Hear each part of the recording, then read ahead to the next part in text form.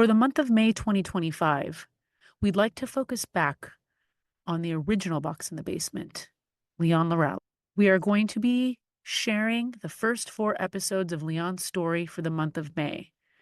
We'd like to invite our audience to join us for a celebration of Leon's life, May 31st, 2025, 11 a.m. to 2 p.m. at Common Grounds Coffee House at 809 Main Street in Brownwood, Texas.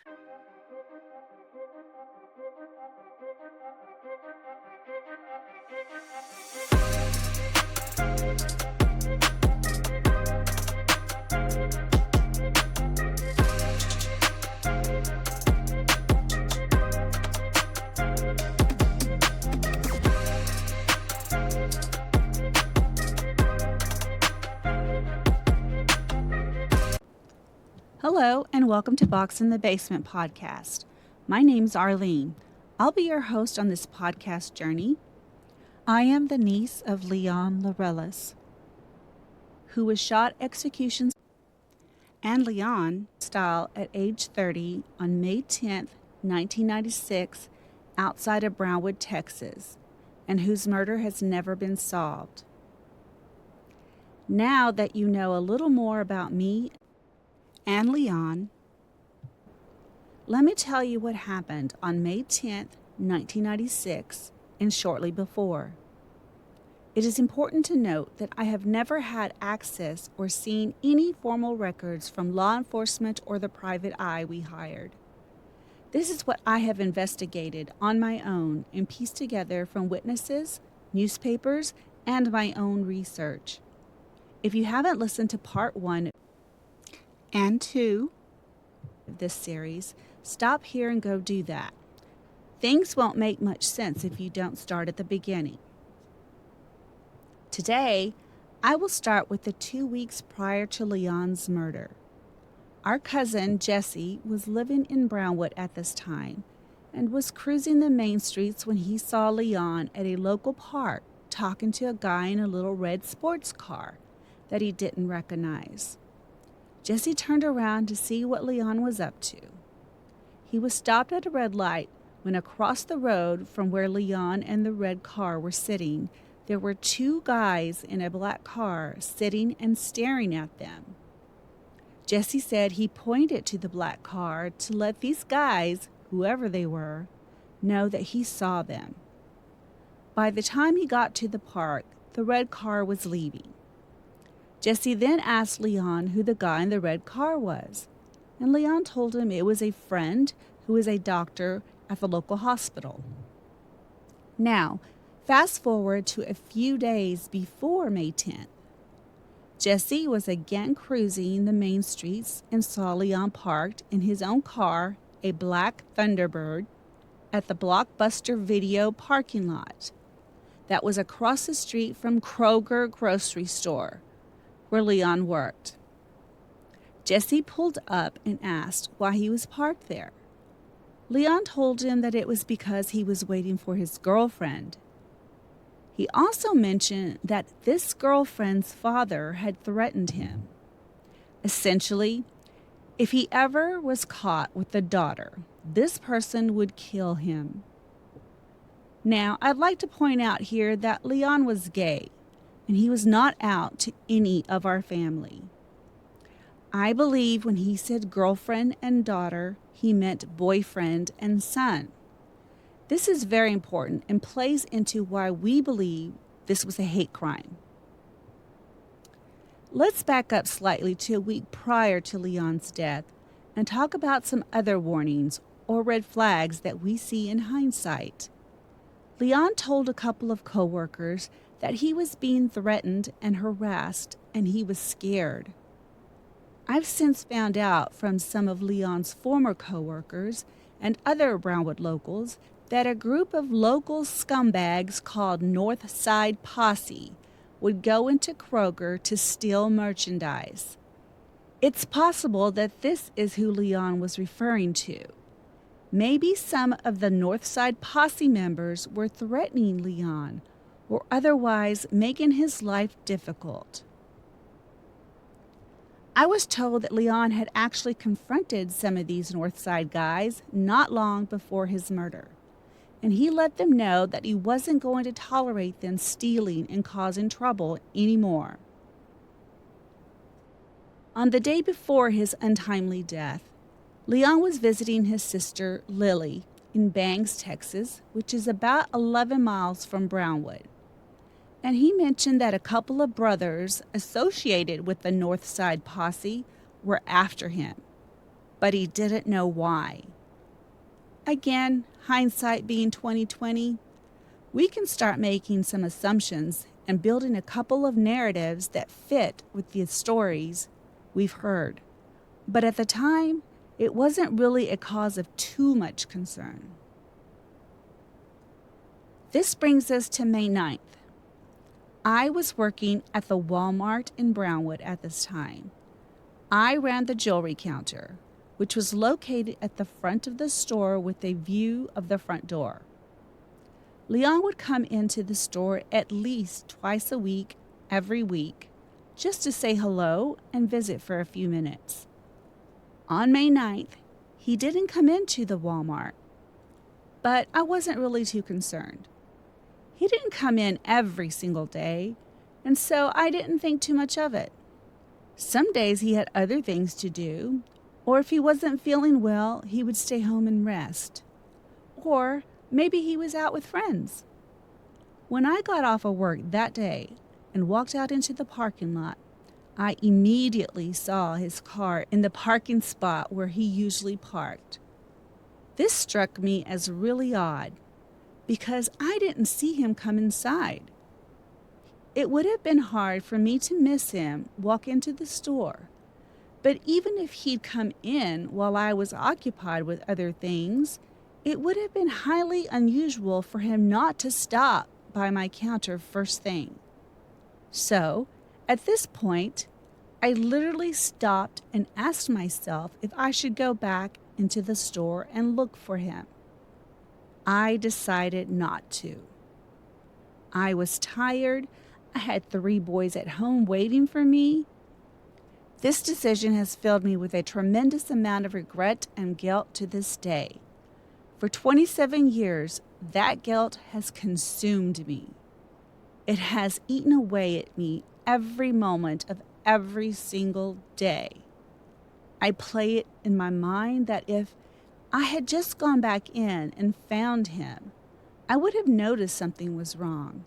Or maybe he would have confided in me and I could help in some way and he'd still be here today. My head and my brain realized that there is very little chance I could have done anything to stop the events of that night from happening. But it's very hard to convince my heart of that. At the time of his death, Leon was living in Bangs with his brother George and working the overnight shift at Kroger grocery store. At 11:30 p.m., Leon left his home and drove to his workplace, arriving around 11:45 p.m. Leon was very reliable and liked to arrive early to work so that he could spend some time talking with his coworkers before his shift. A coworker working in the cash office saw Leon arrive at the store around that time, and she told me in a recent conversation that she saw his car and thought to herself, "Yay, Leon is here," and then went back to work. She noticed that Leon didn't park in his usual spot. There was another vehicle in Leon's spot, so Leon had to park next to that vehicle. But the coworker does not remember what type of vehicle it was. It's one of those things that just didn't seem important at the time. And for that, she says she carries a huge amount of guilt. I know how she feels, but I also know that there is no way she could have ever predicted that this night would be any different from the hundreds of other nights. It makes me sad that she has carried this guilt with her to this day. I want her to know she did nothing wrong. There would have been nothing she could have done to prevent what happened to Leon. I know that this is the same guilt I have felt since that day, and I don't know why I can't allow myself to let it go. But I do not wish for her to carry any more guilt. I love her for loving Leon and caring for him the way she did. We need more people like her in this world. In any case, when this coworker realized she had not seen Leon clock in at 12 a.m., she looked out into the parking lot and saw that Leon's car was no longer there. She immediately called Leon's brother George and asked him if Leon was there. George said no, he hadn't come back home. So the coworker relayed to him that she saw his car, but that he never came inside. George then got in his car and drove the route Leon took to get to work and made it to Kroger, but saw no sign of Leon or his Thunderbird. George then turned around and retraced his own route back home, thinking Leon may have gotten a flat tire or had a breakdown along the way. He got back home and called the store to touch base. Leon's coworker answered the phone, and at that very moment, she saw a fire truck pass by. Apparently, this coworker had already called the local police to see if any calls had come in that may explain Leon's absence. But the cops told her only one call had come in, and it had been for a car accident. The coworker relayed this information to George and told him about the fire truck. And George then called either the police or the sheriff's department. Not really sure which one it was. At approximately 12:22 a.m. on May 10, 1996, 911 dispatch received a call for a car on fire on Access Road, Farm to Market Road, 2126, just outside of Brownwood proper, near a gun range and a set of railroad tracks.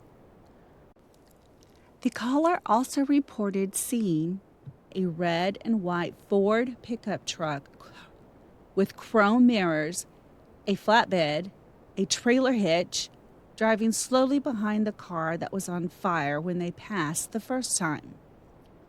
Was the truck just driving on the access road near the Thunderbird or following the Thunderbird? Not clear. From what I understand, this caller did not stop to help.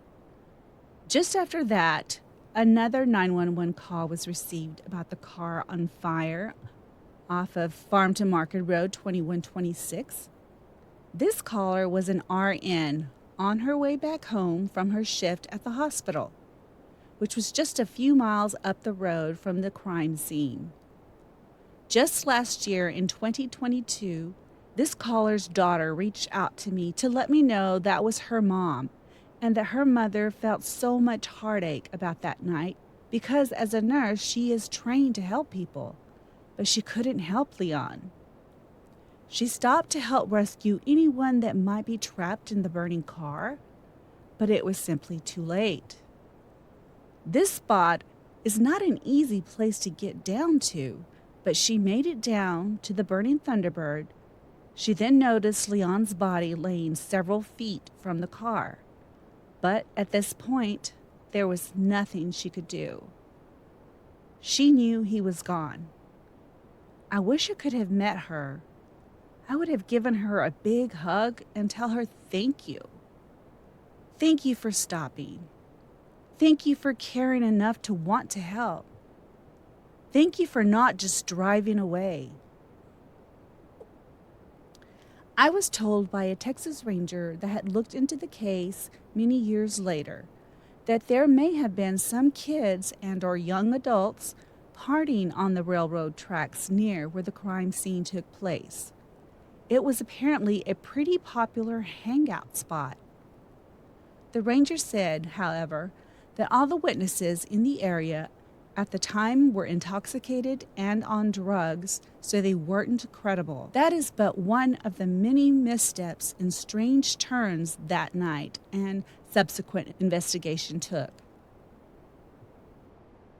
The sheriff's office showed up at the crime scene.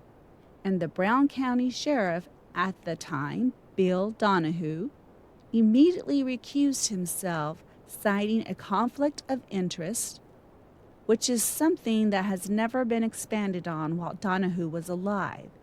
And we still don't really know what this alleged conflict of interest was. From what I understand, if the county sheriff recuses himself, that means the entire sheriff's department can't actively participate in the investigation. Essentially, Leon's murder was immediately handed over to the Texas Rangers. And as such, the case was almost immediately fumbled and mishandled. If you look at any of the photos I've posted on Leon's website or social media pages I have set up for his case, you'll see a picture of the Brownwood Bulletin newspaper from the morning after Leon's murder. Right there on the front page are several sheriff's deputies standing in the middle of the crime scene they're supposed to be staying away from. This was a harbinger of things to come. I've spoken to a couple of investigators that worked both sides of murder scenes in the mid-1990s, and it was standard protocol to wear protective gear like booties and gloves while working a scene. Nobody at this scene is wearing any kind of protective gear in that photograph as they stand where Leon's body was laying just a few short hours earlier. As I mentioned earlier, the Texas Rangers were immediately called in to handle the case. The man assigned to the Brownwood area was Bobby Grubbs, who would later become Brown County Sheriff. But that's another story for another time. The Good Old Boy Network was in full swing. If you look closely at the photo of the cops at the crime scene, you'll notice a man in civilian clothes on both sides of the fence line. We've never really been able to definitely identify him, but we believe it may have been the owner of the property that ran up alongside that access road where Leon's body was found. He's basically in the crime scene. So if he wasn't a cop, which we're pretty sure he wasn't, who was he? If he was the property owner, why was he so close and in the crime scene? I know who owned the property at that time, and he was a prominent Brownwood businessman and the local undertaker. Was this some kind of official undertaker-related business? Or was this the good old boy Brownwood Mafia network at work again? Maybe I'm reading entirely too far into that aspect of the photo and the story, but there are just too many missteps, inconsistencies, something that doesn't feel right about it. That brings us to the next huge red flag in the investigation, which was the complete lack of evidence. Leon's burned-out Thunderbird was immediately taken to the junkyard, and it was destroyed, or at least lost, not long after the murder. It stuck around long enough for the private investigator we hired, William Deere, to take a few photos, and then it disappeared forever. I asked law enforcement about what kind of evidence they've collected. For example, did they have Leon's clothing or anything from his car? I was told they kept nothing. When Leon was shot, the bullet went through the back of his head, exited the front, and lodged itself in his hand, which he had in front of his face. That bullet was taken from the scene and was put in a desk drawer, not put in any kind of case file or evidence locker, from what I've been told. I'm not a cop, but I am fairly certain that this is in no way standard procedure. Many years later, I made inquiries at the Brown County offices about Leon's case file and other evidence. I was told that the box in the basement containing the relevant paperwork and information had been destroyed in a flood, and therefore the case had not been digitized. I personally have not been able to find any record of such a flood. Miraculously, though, after making further inquiries, I found out that the case had been digitized after all. I have many doubts about the fidelity of the case file and its existence in general. Years ago, my Uncle George told me a story about Ranger Grubbs consulting his file, in quotations, on Leon, and it was 2 sticky notes. The whole file was 2 tiny pieces of paper. George immediately lost all respect for the investigators working on the case and seemed to resign himself to the fact that Leon's murder would never be taken seriously. Grubbs was old school and was fond of saying that he hated computers. So my confidence in the existence of any kind of useful case file is low. Grubbs also refused to interview any of Leon's female relatives. Whether this was just laziness or misogyny, I don't know. But he never asked me, my mother, or my aunts or cousins any questions about Leon. He seems to have made up his mind, and he didn't want to be bothered. It took me 26 years just to get a copy of Leon's autopsy, and even that was questionable. The autopsy report itself wasn't signed by the medical examiner or the deputy that was there to witness it, who shouldn't have been there in the first place since the sheriff had recused himself. We have about 1.5 pages from the autopsy. Was that the full report? I don't know. That's all I've been given. And I should note here that Leon's body was taken to Travis County instead of Tarrant County, which is where Brown County usually took its cases. Why? Nobody has ever been able to answer that. Also, the autopsy took place the very same day, took 2 hours, and Leon was back in Brown County by that afternoon. And we had his funeral 2 days later.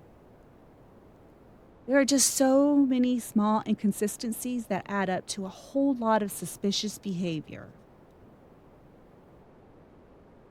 Immediately after Leon's murder, law enforcement began pushing the narrative that it was related to drugs. Leon and I no longer lived in the same household together at this time, but I had never witnessed or heard of him using or dealing any kind of drugs. Nobody who knew him well could ever recall him being into illegal drugs. Obviously, people can hide things, but Leon was simply not the type to deal in that kind of thing.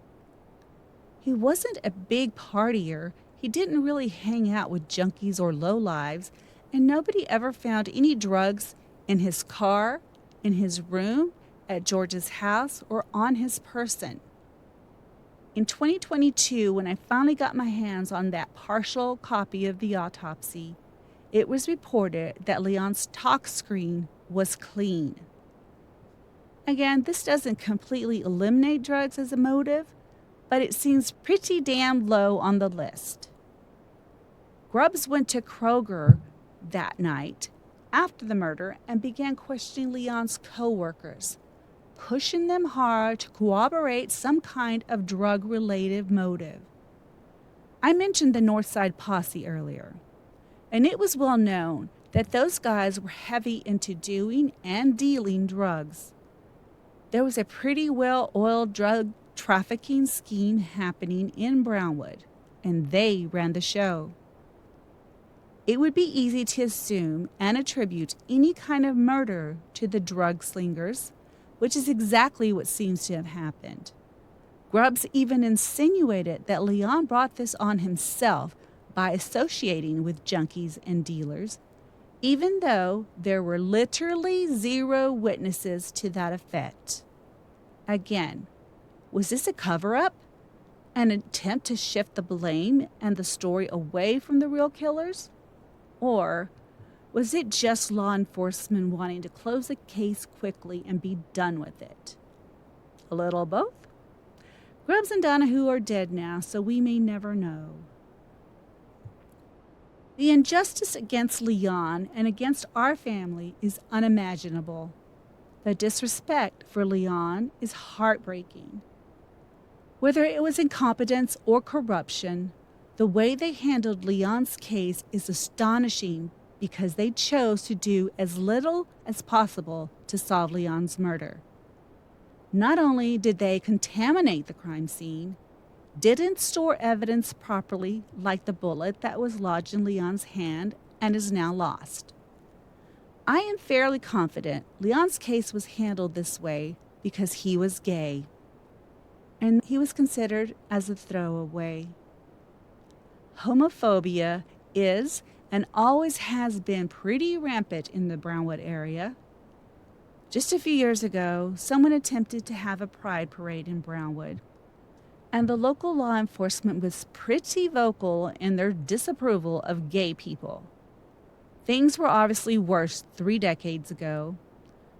There's also the lack of interest to do their jobs properly, along with the total disrespect to the family with so many lies, the lack of communication, and spreading false narratives. Then there's the political side.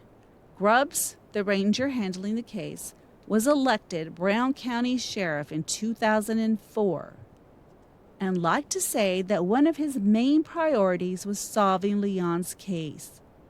But from what I've told you before, this was not really a sincere assertion. Remember the sticky notes?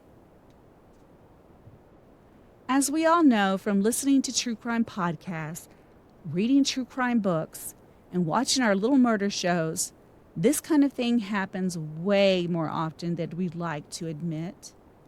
Cases are mishandled due to laziness and/or incompetence. Incorrect assumptions are made. Corruption screws over victims and families. And resources are too scarce even when law enforcement is capable. In the last episode, we mentioned that there are 270,000 unsolved murders in the United States justice system right now, and over 20,000 of them are in Texas alone. Leon's case is supposedly with the Texas Rangers Cold Case Division, and they claim to be working the case.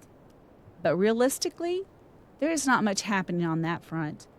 According to state law, if a case hasn't been actively worked within a certain number of years, the family is entitled to the case files as they exist. So the agency handling the case will pull the file ever so often to keep it active, even if no work is actively being done. This is just one more aspect of the inner workings of the justice system that is incredibly frustrating to families and friends of victims. While I appreciate the need of certain information to be kept close to the vest, at a certain point, when does it become more helpful to withhold information than to release it? Are Leon's files in a basement where things go to just die, collecting dust and continuing to bring heartache to all of those left behind? Why do they refuse to let anyone see them? What are they hiding? What are they afraid of? Why do they refuse to invite outside help? I hope these questions are answered in my lifetime. I don't think I can rest in peace when I die if I never get answers. As we remember those who have passed, let us also remember the lessons they have taught us. They have taught us the importance of kindness, of compassion, and that we must embrace those moments. To all who are still fighting, we stand with you. You are not alone.